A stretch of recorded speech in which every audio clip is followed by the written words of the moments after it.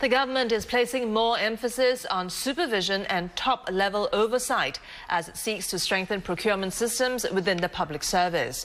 Speaking in Parliament today, Finance Minister Tharman Shanmugaratnam noted that the public sector's procurement needs will grow and become more diverse over the years. Imelda Saad reports.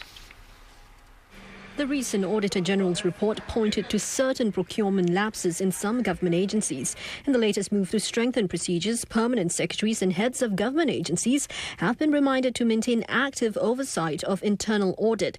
They must now report to the Finance Ministry with an assessment of findings on procurement audits and follow-up actions in their agencies each year. They must also lay down pre-emptive plans to avoid future weaknesses. I want to emphasize that the system of checks and balances in procurement operates as a whole.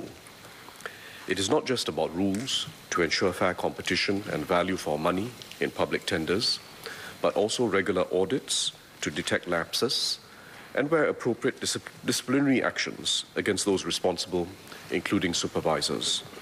And where there's any suggestion of corruption or fraud, it is investigated promptly and thoroughly, and the officer faces the full measure of the law, regardless of who he is. Now, the Finance Minister pointed out that the lapses contained in the AGO report were all due to non-compliance of rules rather than gaps in rules. And he added that most of the lapses were committed before 2012, and that was before the government introduced stricter rules for procurement.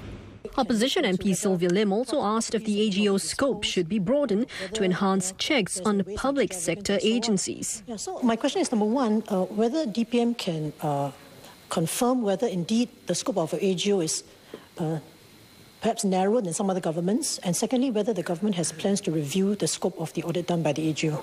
Well, I'm always happy to review this, but as of now, no government agency perceives the AGO to have a scope that is too limited. In fact, the AGO is, how do I put it, feared.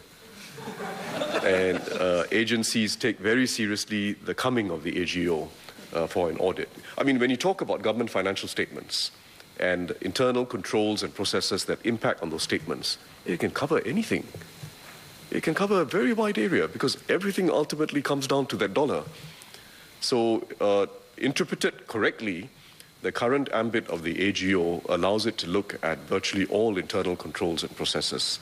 Despite this, Mr. Tharman said the government reviews its rules regularly, and he added that it's crucial the top management sets the right tone.